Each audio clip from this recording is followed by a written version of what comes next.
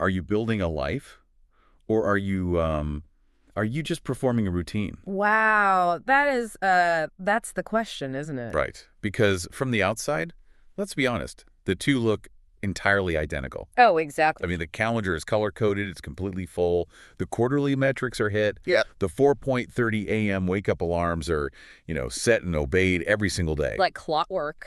Exactly. But Yeah. internally, one of those states feels like actual forward momentum.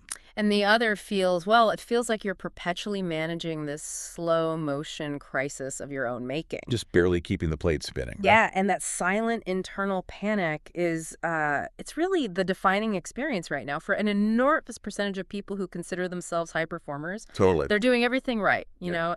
executing the playbook flawlessly, and yet they are just completely exhausted. I've been there. I mean, I think most of our listeners who I know are executives, founders, global professionals navigating a world that moves at absolute breakneck speed have been there. F. And the tragic part is when the routine starts to feel heavy, when you start to dread that alarm that used to make you feel like a champion, what do you do? You blame yourself. Yes, you think I'm losing my edge, I lack willpower. Something is structurally wrong with my character. Exactly. Yeah. But today, we are looking at a text that completely shatters that entire narrative. It really does. We're doing a deep dive into Sandeep Chavan's 2026 release, Don't Inherit Shell Without Engine. And it is just a phenomenal piece of work because Chavan is doing this deeply clinical structural diagnosis of modern productivity. Right. He's arguing that highly capable, intelligent people are burning out not because they're flawed, but because the entire system of modern habit culture is it's structurally unsound.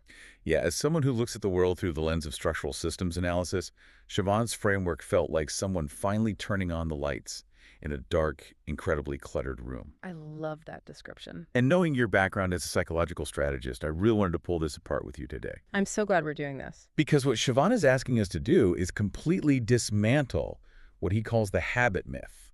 Right, this incredibly pervasive idea that self-improvement, or really success of any kind, relies on forcing repetition. He essentially requires us to abandon almost everything we've been taught about discipline and consistency over the last, 2 At decades. least 2 decades, yeah. The paradigm shift he introduces is just profound. So let's just lay out his central thesis right here out of the gate, Okay, so the core idea is this effectiveness does not come from habits. which goes against everything we hear. Entirely. He says that's a causal illusion.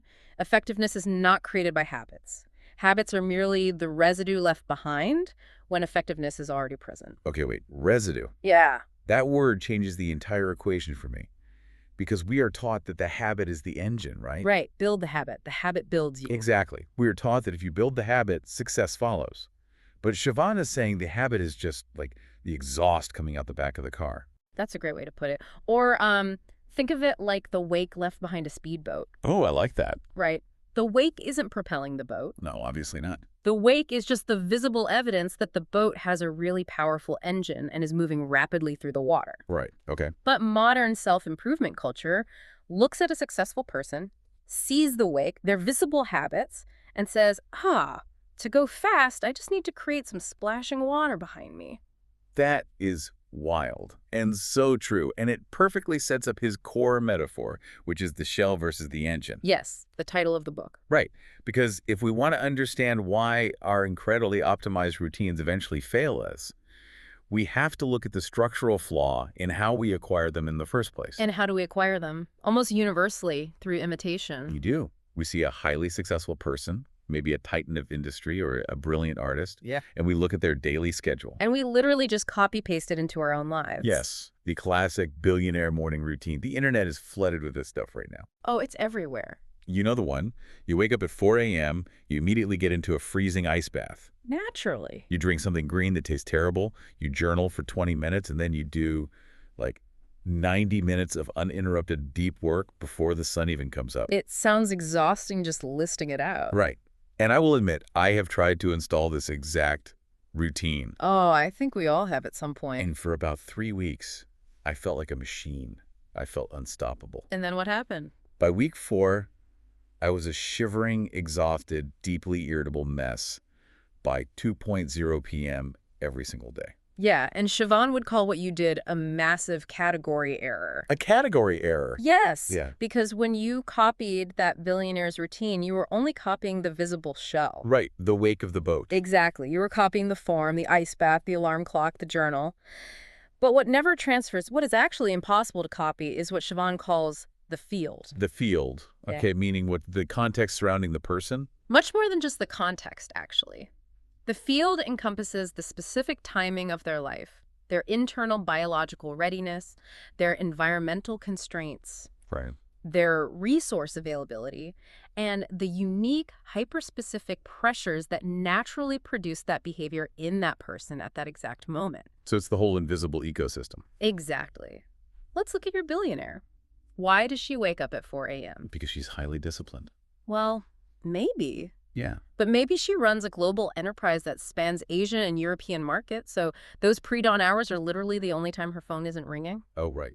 Or maybe her biological clock naturally shifted as she aged. Or maybe she has a full staff that handles her meals, her laundry, and her commute, meaning her baseline energy expenditure on daily friction is practically zero. Wow. So her 4.0 a.m. wake up naturally arises from that massive, complex field of conditions. Exactly. Her environment and her responsibilities naturally demanded that behavior. It emerged organically. It's the engine. Yes. But when you, as a completely different human being with a different life, different energetic demands, and a different biological rhythm. And no personal chef. Right, no personal chef. When you try to copy the action, you are entirely missing the conditions that gave the action life in the first place. You know, from a systems perspective, I look at this like a historic corporate merger. Okay, tell me more. So let's say there's a legendary merger in the tech space that created billions in value, revolutionized the industry, just a massive, undeniable success. Sure. Now imagine a failing 10-person startup decides they want to be a billion-dollar company too. Okay. So they literally download the legal paperwork, the organizational hierarchy charts, and the specific board meeting agendas from that successful merger. Oh, no. And they force their tiny team to follow those exact legal and structural motions. It's absurd when you frame it that way. Right, because they are executing the form perfectly, the paperwork is identical. Yeah. But they are completely missing the market conditions, the decade of brand equity, the massive capital reserves. The actual engine. Exactly. The engine that made that paperwork viable. They just adopted the legal residue of success and expected it to generate revenue. That is a brilliant translation of Siobhan's concept. Thanks. It just maps so perfectly. It does. And when you apply that startup copying paperwork dynamic to personal human routines, you get behavior that fundamentally lacks what Siobhan calls force. Force. Right. It doesn't arise from an internal necessity or a true environmental demand. And because the behavior lacks natural force, it requires constant, exhausting policing. Yes, or force it. You have to supervise yourself relentlessly just to get through the morning. Which, I mean, that begs the question, if this method is so structurally doomed, why is it so incredibly seductive? That's a great question. Why is the self-improvement industry a multi-billion-dollar machine built entirely on selling people other people's shells? To answer that, we have to look at the sheer cognitive load of modern life. When you are navigating an uncertain, high-velocity environment, which basically describes anyone working in the global market today, the cognitive load is immense. It really is. You are required to make hundreds, sometimes thousands of micro decisions a day about priority, direction, emotional regulation, and energy allocation. Yeah, decision fatigue is real. Very real. Imitation is seductive because it completely bypasses all of that decision-making. It's an off-the-shelf solution. Exactly. You just buy the manual and stop thinking. Yes. It provides a profound, immediate relief to the nervous system.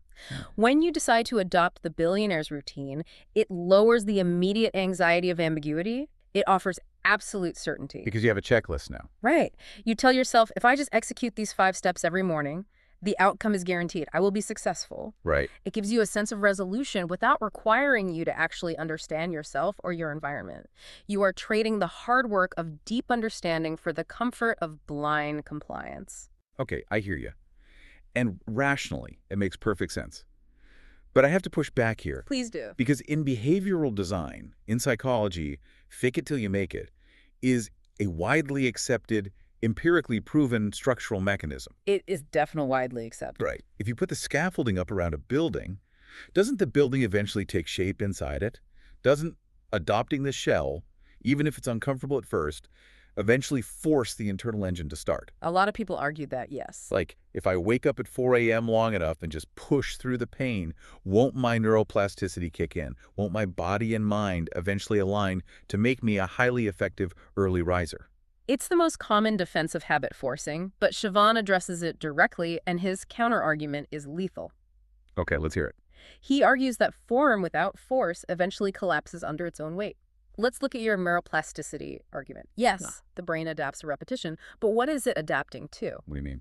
If the internal state, the deep readiness, the actual life necessity, the biological timing, does not naturally demand a 4.0 a.m. wake-up, then every single morning is an act of coercion. Coercion against myself. Yes, you are sitting at a negotiation table, actively fighting against your own biological and psychological system. Wow. And humans are living dynamic systems. We are not industrial machines. A living system will eventually reject a foreign body if it doesn't serve a biological or psychological purpose. So the scaffolding analogy. The scaffolding doesn't automatically build the house. If there are no actual construction workers, no materials, no architectural need for the building, Right. the scaffolding just stands there slowly rusting while you exhaust yourself every single day trying to hold it up so your neighbors think you're building something. Wow. The scaffolding just rusts. Yeah. That is, well, that's a very uncomfortable truth for anyone staring at a habit tracker right now. I know. It's confronting. But if we admit that copying the form doesn't work and forcing the shell is just coercion, then we are left with a massive void. We are. If habits aren't the engine, what actually creates true effectiveness? This is where Chavan forces us to fundamentally rethink our vocabulary. We have been conditioned to treat effectiveness as a verb. As an action. Exactly. We treat it as something you do. You do the work effectively. You execute the habits. Right. Chavan says no. Effectiveness is not an action. Effectiveness is a state. A state of being. A condition of alignment. Specifically, the alignment between 4 elements. Your internal clarity, your biological timing, your available energy, and your environmental context. Okay, clarity, timing, energy, context. Yes. When those 4 elements align, the action flows naturally. The behavior organizes itself. So you don't have to force it. You don't have to force yourself to work when your energy matches a high priority context and your clarity is sharp. You just work. It's effortless because it's aligned. Let me make sure I'm really grasping this. When those 4 things are aligned, the wake just naturally forms behind the boat. But what happens when that state of alignment fades? Because, life changes. Markets shift. We age. Our kids grow up. Oh, constantly. Right. Right. What happens when the context changes? But we are terrified to let go of the routine that used to work. Chavan calls that phase continuity without coherence. Continuity without coherence. And in my clinical experience, it is one of the most dangerous, psychologically damaging phases for a high performer to be in. Break that down for me. What does that actually look like? Continuity is the visible shell. It's keeping the routine going. The alarm goes off. You drag yourself out of bed. You hit the gym. You sit at the desk. You answer the emails. So the outside looks fine. The visible continuity is flawless. But the coherence, the internal alignment, the sense of meaning, the actual relevance of those actions to your current life context has completely dissolved. Right. You are moving forward, but internally, the engine is dead. So to go back to the systems analogies, continuity without coherence is, it's like a zombie corporate division. A zombie division. Okay. Yeah, imagine a department in a massive conglomerate. They perfectly execute their daily reports. They hit all their KPIs for data processing. They work with relentless, admirable consistency. Okay, sounds good so far. Right. The managers are high-fiving. Yeah. But the actual product they are generating reports for was quietly discontinued by the executive board 6 months ago. Exactly. The output is perfectly consistent, but it is structurally meaningless. And if someone from the outside looks at that division, they think, wow, what a high-performing team. Sure. But the 2 members themselves must slowly be going insane, feeling the utter irrelevance of their daily grind. Chavan points out that this happens in our personal lives all the time because of what he terms temporal mismatch. Temporal mismatch. Yes. Our environments are incredibly dynamic. The global market in 2026 shifts by the hour. Our internal lives, our health, our family dynamics are constantly shifting. Right, nothing is static. Exactly. But these routines we install, these shells, are frozen. They assume a perfectly static environment. And this is where biological reality collides with corporate productivity culture, doesn't it? It really does. When environmental conditions shift, a healthy living system naturally seeks equilibrium. That is basic biology. Like regulating body temperature. Right. If the temperature drops, your body shivers to create heat. It adapts. So if your life context shifts, say, you take on a massive new project that requires deep creative thought rather than fast reactive email answering, Okay. your old rigid habit of spending the first 2 hours of the day clearing your inbox should dissolve. Wait, it should dissolve. Yes, it is supposed to fade away because it is no longer structurally relevant to your survival or your success in this new environment. But hold on, here's where it gets really tricky.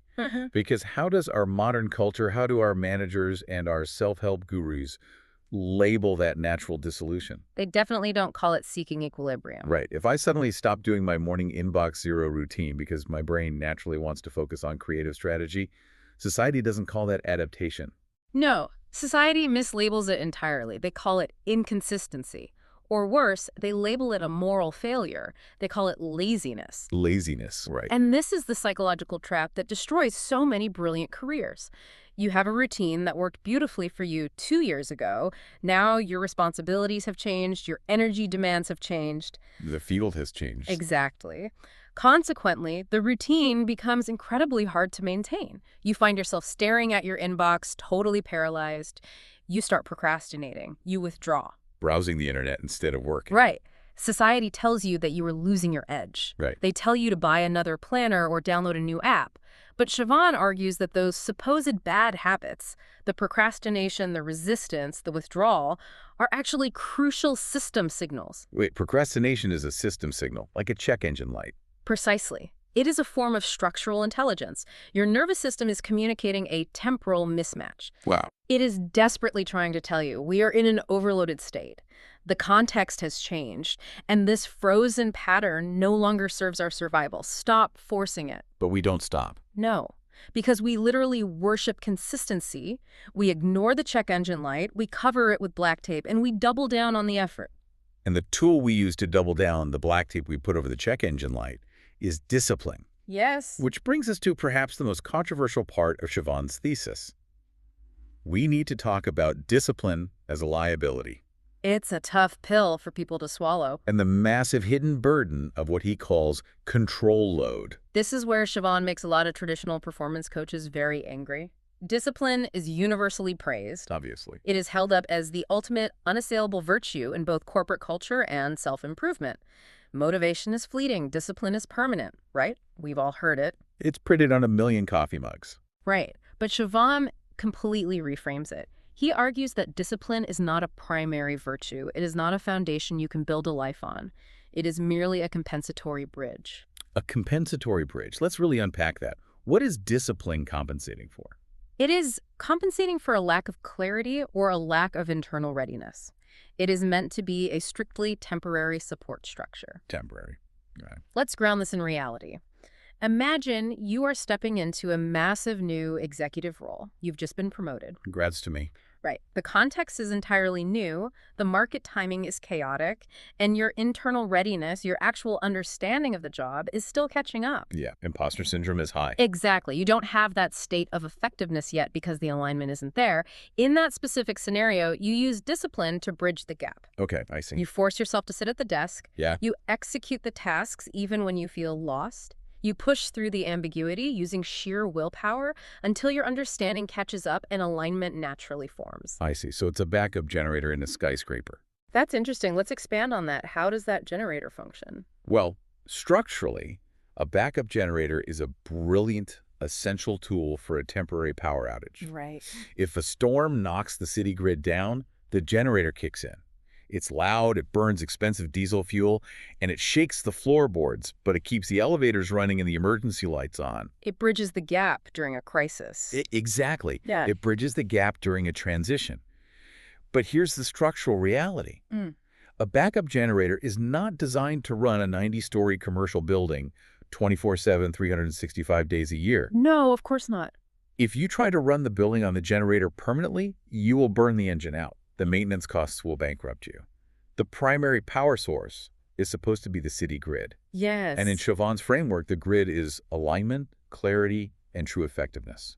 That is a phenomenal analogy. And think about the noise and the shaking of that generator. That is exactly what your nervous system feels like when you are operating on forced discipline for years at a time. The constant hum. It is a low-grade, constant hum of anxiety and effort. And when discipline goes from being a temporary bridge to a permanent lifestyle, it becomes a massive liability Because it masks the problem. because it actively masks misalignment.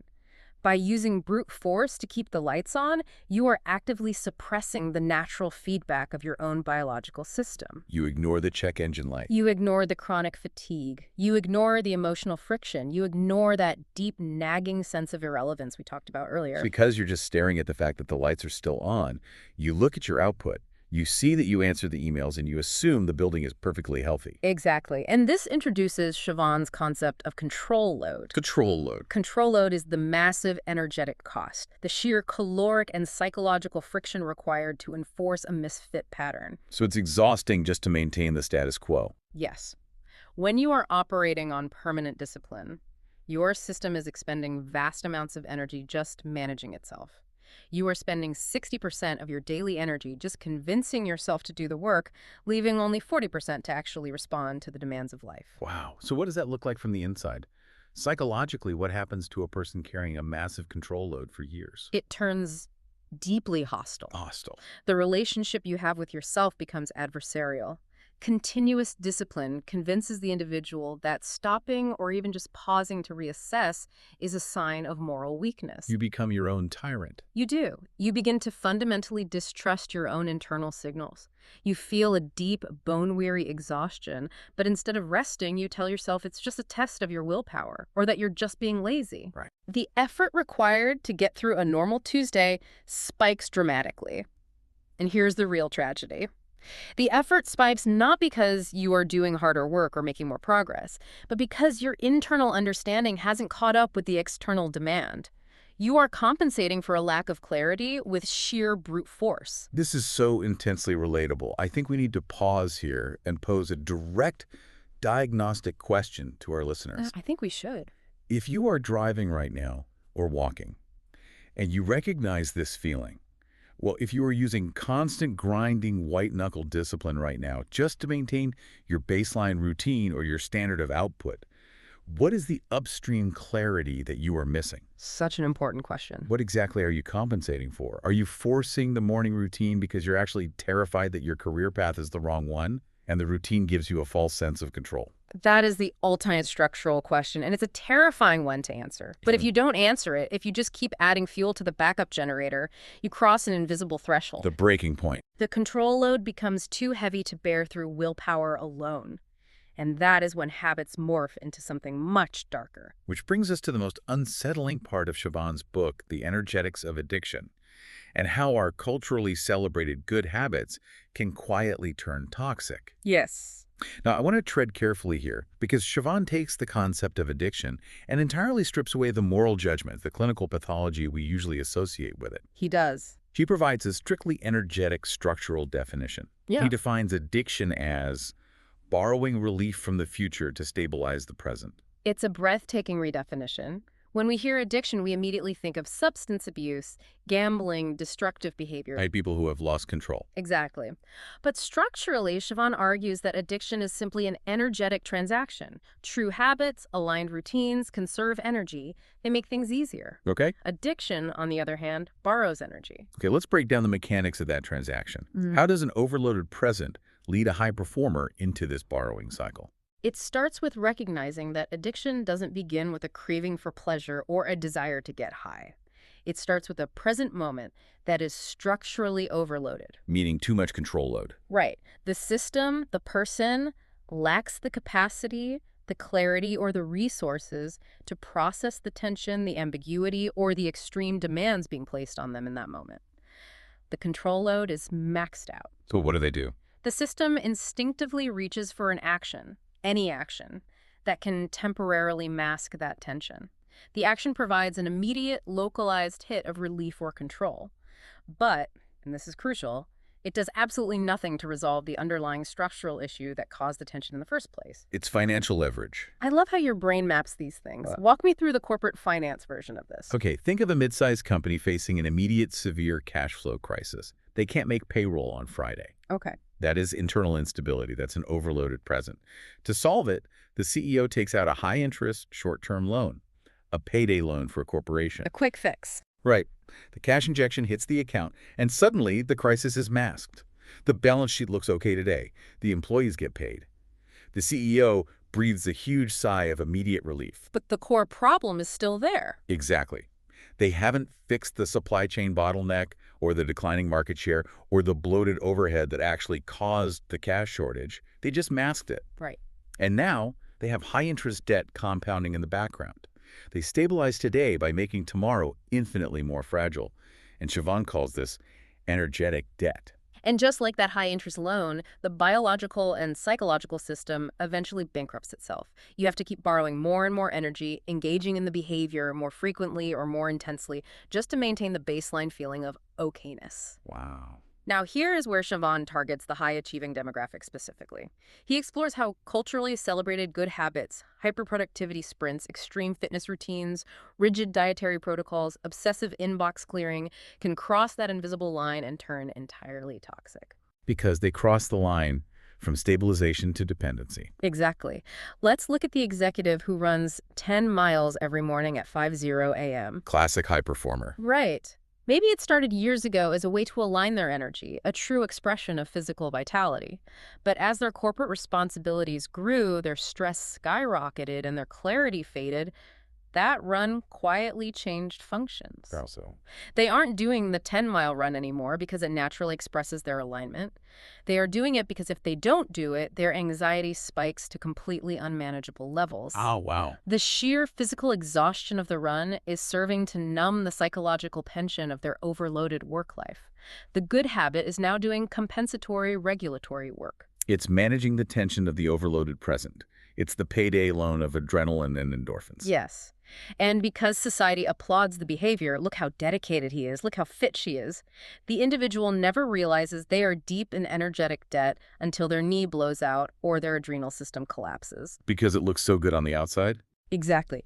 So, Chavan provides a brilliant, ruthless diagnostic test for the listener to figure out if their good habit is actually an addiction disguised as a virtue. You have to look at what happens under disruption. The disruption test. I tried this and it was deeply revealing. How does it work? It's simple. Imagine you are forced by completely external circumstances to skip your sacred routine. Yeah. You have an early unexpected flight and you absolutely cannot do your morning workout or your specific meditation or your perfectly optimized breakfast protocol. What is your internal, visceral response? Be honest with yourself. Yes. If your response is neutrality, if you think, well, that's a bummer, but I'll adapt, and your day proceeds normally, then congratulations, it's a true habit. It's a tool you use, but you don't need it to survive. But if skipping that routine creates a sudden spike of panic, urgency, extreme irritability with your family, or this profound, terrifying illusion that your entire day is now out of control, Yeah. it is not a habit. It's an addiction. It is a compensatory mechanism. It is doing the heavy lifting of regulating your nervous system. It is, structurally speaking, an addiction. Okay, I have to step in here and push back incredibly hard on behalf of our listeners. Okay, let's hear it. Because everything we've just discussed makes perfect theoretical sense, but we live in reality. Right. And in the reality of the global corporate world, the market actively rewards these toxic compensatory behaviors. It definitely does. The executive who works 80 hours a week on pure control load, who never misses a 4 a.m. workout because they're terrified of losing their edge, who is relentlessly, rigidly, robotically productive, that is the person who gets the promotion. It's true. That's the founder who gets the Series B funding. The market doesn't care if your engine is healthy. The market pays for the visible output of the shell. Absolutely. So how on earth does a high-level professional survive dropping these compensatory behaviors when their entire industry demands that exact type of endless performance? Are we just telling them to opt out and lose their competitive advantage? That is the ultimate trap, and it is the most difficult question in modern professional life. You are absolutely right. The market rewards the output of the shell in the short term. Right. But Chavan's counterpoint is that energetic debt always comes due. It is an inescapable biological law. You can't outrun it forever. No. Yes, you can sustain that robotic performance through sheer control load for a decade. Maybe even two if you have incredible genetics. But the brittleness increases every single year. The systemic fragility grows in the background. Until it snaps. Eventually, the temporal mismatch becomes so severe and the debt becomes so large that the individual faces a catastrophic collapse. Total adrenal burnout, a massive health crisis, severe depression, or a complete loss of coherence where they achieve the VP title or sell the company, and they feel entirely devastatingly hollow. That sounds miserable. It is. Chavan isn't telling you to drop your output. He is saying that the alternative to this inevitable collapse, the way to maintain high performance without the brittleness, is what we must develop instead of habits. And that brings us to the final piece of the puzzle, the solution. If we are stripping away the worship of habits, if we are abandoning forced discipline and recognizing the danger of toxic compensation, how do we actually get things done? Right. How do we operate in a high-velocity world? Chavan introduces the concept of field literacy. Field literacy is the antidote to the habit myth. We talked earlier about the field, the context, timing, and conditions of a moment. Yes, the invisible ecosystem. Field literacy is the acquired ability to read those current conditions, your actual internal capacities, and the specific context of your environment accurately in real time. It is the opposite of applying a fixed, off-the-shelf rule regardless of the environment. So it's profound situational awareness, but on an internal structural level as well as an external one. Yes. It requires you to move away from a fixed, brittle identity. What do you mean by brittle identity? The habit myth teaches us to build an identity around the shell. I am a person who wakes up at 5 a.m. I'm a person who always does inbox 0. Field literacy asks you to develop a responsive identity. A responsive identity. What does that actually look like in practice? Because it sounds a bit like just going with the flow, which terrifies high performers. I get that, but it is not passive. It means maintaining rigorous structure, but without rigidity. No. In a responsive identity, your sense of self is anchored in your internal coherence, your values, your overarching goals, your clarity, not in your visible daily routines. Okay, so the goals stay the same, but the methods adapt. Exactly. If you are coherent, your behavior will naturally organize itself to meet whatever the moment demands. Chavan calls this process structural reorganization. Structural reorganization. Yeah. Meaning the system adapts to the new reality. Exactly. Think about when you finally make a difficult decision you've been agonizing over. Okay. When true insight arrives, the internal debate ends instantly. You don't have to force yourself to act through discipline anymore. Your thought, your emotion, and your physical action perfectly align. Because it just makes sense. The behavior reorganizes itself around the new truth without any coercion. Let me try to ground this because I want to give our listeners a deeply practical breakdown of how this works. Let's take that executive we've been talking about and let's put them on a wildly chaotic Tuesday morning. Perfect. Let's say they wake up and the field is an absolute disaster. A critical global supply chain collapsed overnight. A major multi-million-dollar client is furious and threatening to leave. And on top of all that, their toddler is sick and throwing up. A nightmare scenario. Right. It is maximum temporal mismatch. How does an executive with a responsive identity maintain their output and handle this without defaulting to their old, rigid, compensatory habits? This is the perfect test case. Let's look at the two approaches. If that executive is operating from the old paradigm of control, which, remember, creates brittleness, Right.